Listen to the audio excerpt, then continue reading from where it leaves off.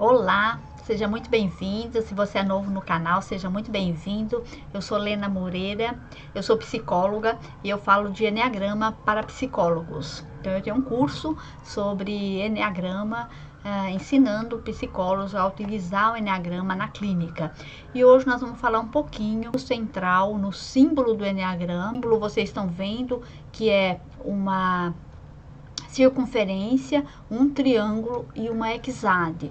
Então, nós vamos falar agora qual é o significado desse triângulo que une os pontos 3, 6 e 9. O Enneagrama, ele explica para a gente como tudo que existe na face da Terra pode ser representado por 3 pontos.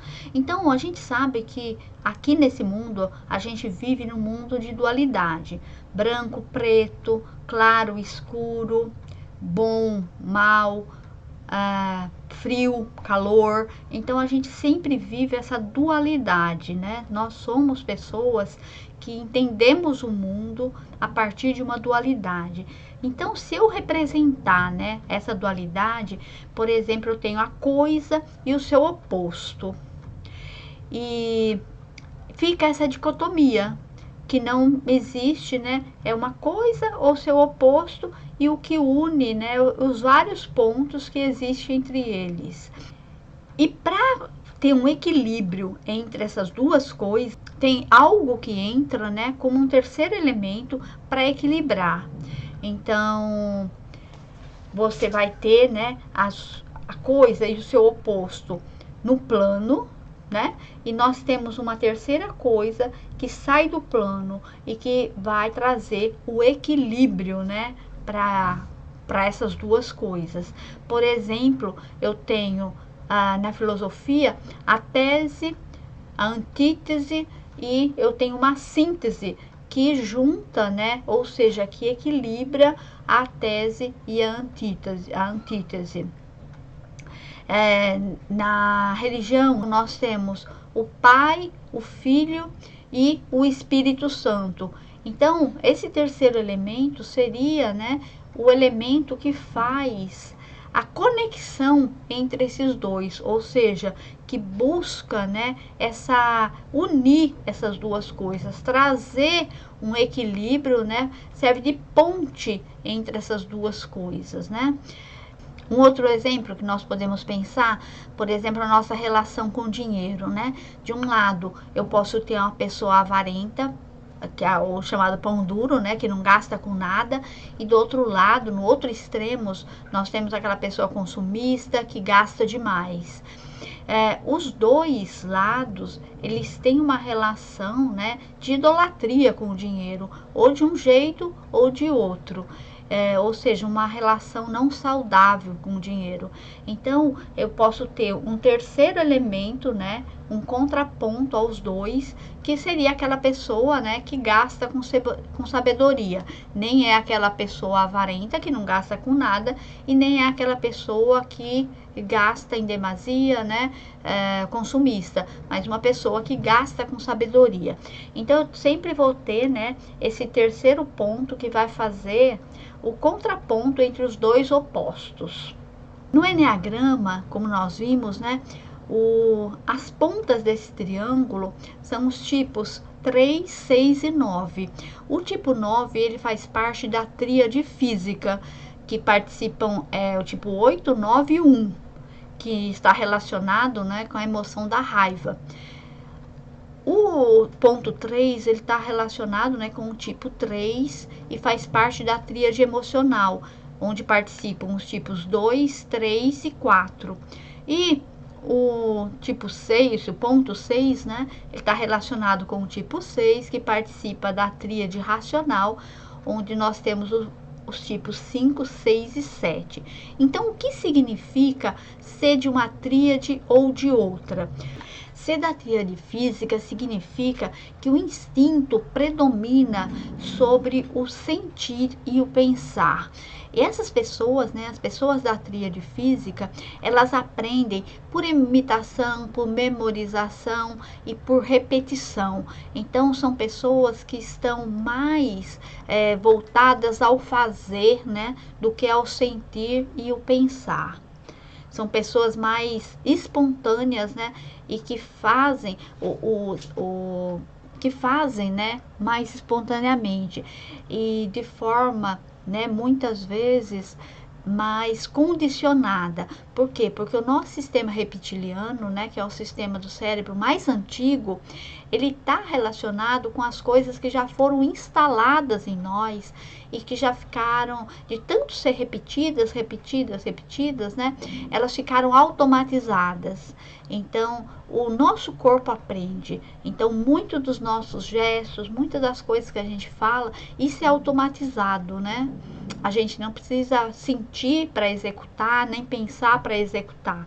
Então, por isso que a gente fala, né, que é a tríade do corpo. Por quê? Porque o corpo, ele automatiza, né, as coisas, vai aprendendo e vai sendo automatizado. Então, todas os gestos, as coisas, as atitudes são mais... já estão memorizadas no corpo, né? São feitas, regidas mais por esse centro, né? Reptiliano, ou seja, por um fazer já aprendido, do que pelas emoções ou pelo racional, né, pelo pensamento. Enquanto que ser da tríade emocional significa que essa pessoa, né, a vida psíquica das pessoas que fazem parte da tríade emocional são regidas mais pelo centro emocional. E o centro emocional, a pessoa aprende a partir das suas emoções, a partir do eu gosto ou eu não gosto. Então, quando as pessoas estão bem, elas vão fazer mais o que gostam. E quanto mais elas fazem o que gostam, que acontece o que gostam, elas ficam melhor. E quando elas não estão bem, né? Elas não ficam bem quando elas não gostam de alguma coisa e ficam repetindo isso, né? O que não gostam quando elas não estão bem. Pessoas da tríade emocional, elas são regidas pela parte do cérebro que é chamada de sistema límbico. O sistema límbico, né, é o cérebro dos mamíferos e que está relacionado, né, com os nossos sentimentos, com as nossas emoções. As pessoas da tríade racional, né, elas são regidas, né, a vida psíquica delas é regida pelo centro racional. Então, são as pessoas mais racionais, mais intelectuais, são aquelas pessoas, né, que têm uma teoria para tudo que faz. Então, elas sempre partem de uma teoria, elas não partem nem do fazer físico, né, fazer prático, elas não estão nem esse fazer espontâneo e nem a partir das suas emoções, mas o que rege elas é o pensamento, ou seja, a razão. E é claro, né, que nenhuma das três coisas é o ideal. Quando a gente está, né, na nossa personalidade, nós estamos presas a um desses três centros, prioritariamente, apesar de ter os outros dois. E quanto mais, né, inconsciente nós estamos, quanto mais baixo for nosso nível de consciência, ou seja, quanto menos consciente nós formos, mais a gente vai estar preso em um desses centros. E quanto mais a gente vai tomando consciência, né, crescendo em consciência, ampliando a nossa consciência, a gente vai harmonizando, né, os outros centros. Então, Gurdjieff, que foi um grande estudioso do Enneagrama, foi a pessoa que trouxe, né, o Enneagrama do Oriente para o Ocidente, né? Ele tem um filme dele que é bem interessante, né, que é Homens Notáveis, que ele aparece, né, conta toda essa busca dele por algo, né, por esse aprendizado que ele acreditava ter no mundo e que ele buscava, e quando ele encontra, né, o símbolo do Enneagrama. Então, ele que traz o Enneagrama para cá, né, para o Ocidente, e ele faz o trabalho dele, não era com os tipos como nós conhecemos hoje, isso já foi criado depois, né, com Ixaça e Naranjo, mas ele fazia basicamente esse trabalho dos centros. Então ele trabalhava o quarto caminho, né, que foi o trabalho proposto para ele, era o crescimento em consciência, né, através da harmonização dos 3 centros. E ele fazia isso, né, com relação ao corpo físico. Ele fazia muitos trabalhos corporais, né, de dança, porque o corpo transforma as coisas. Como que nós podemos, né, relacionar esse triângulo com o equilíbrio, né, que nós falamos, né, que a gente tem uma coisa, tem a outra coisa e temos um ponto de equilíbrio, né? O que o Gurdjieff dizia era que a gente tem, né, o nosso sistema racional, né, o nosso pensamento e a nossa emoção. Então, se a gente tiver só a emoção ou só o racional, né, nós ficamos nessa dualidade. Nós vamos ficar, né, ou é racional ou é emocional. Então a gente fica nessa dualidade. E quando a gente coloca o corpo, né, o terceiro ponto, o corpo ele faz uma ponte entre a nossa emoção e a nossa razão. E como que o corpo faz isso, né? A gente sabe que tudo que passa pela nossa cabeça, né, os nossos pensamentos, né, quando a gente pensa numa coisa boa, uma coisa ruim, isso reverbera no nosso corpo. Por quê? Porque os pensamentos, eles mudam a química, né, do nosso cérebro, e a química do nosso cérebro é reverberada, né, no nosso corpo. Então, isso vai mudar, né, o nosso estado corporal, e isso muda também o nosso estado emocional.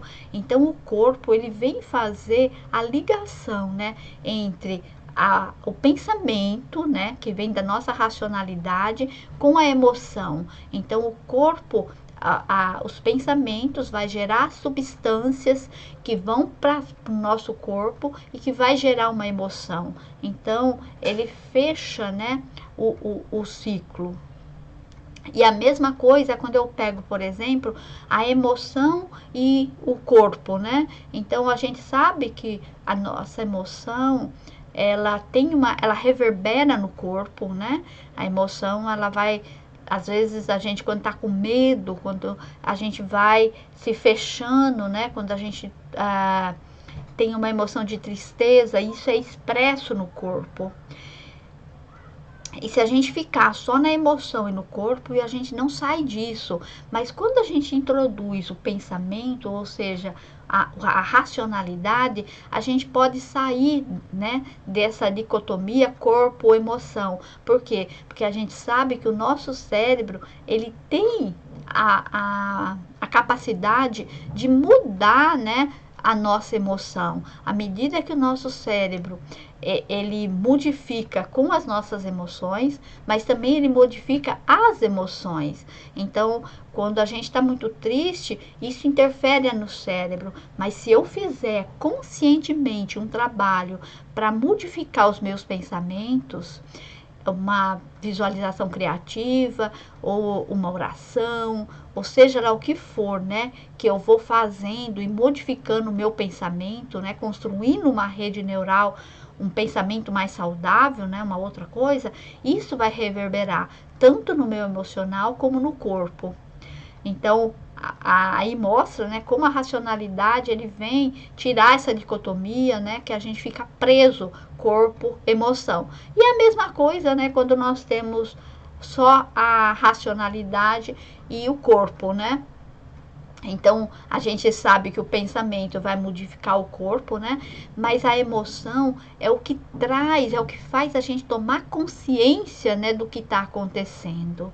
Então, as nossas emoções, ela faz essa leitura, né, do que está acontecendo, o que nossos pensamentos estão causando no nosso corpo.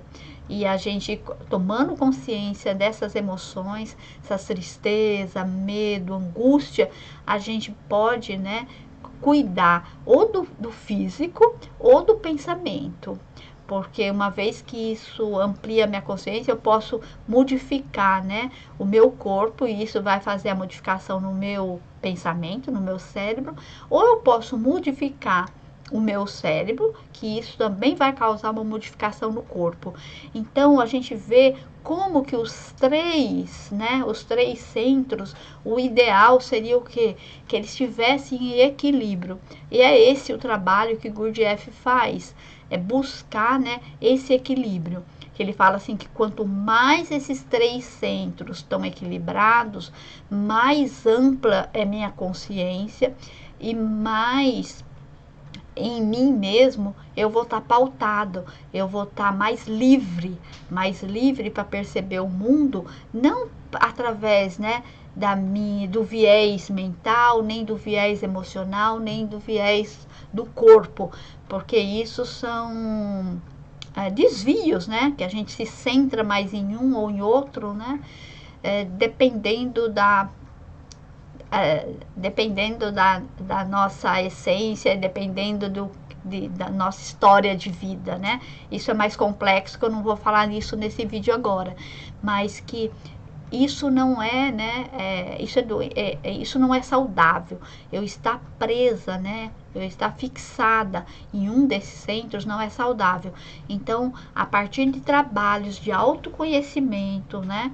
Que são trabalhos emocionais, trabalhos da mente, né, trabalhos racionais e trabalhos do corpo, eu vou integrando esses três centros e vou ampliando, né, o meu nível de consciência até um nível em que eu posso, né, transcender a esses três centros, né. E o Jeff fala assim que você vai para o ser, né, que é esse ser com S maiúsculo. Eu sou. Onde eu percebo, né, a realidade, né, objetiva e não a realidade subjetiva, né, a partir de um viés que eu tenho, um viés mental, um viés emocional, um viés físico, corporal. Então é isso. Se você gostou desse vídeo, compartilhe, deixe seu like e visite outras vezes o canal, está outros vídeos, tá bom? Um beijo e até o próximo vídeo. Tchau!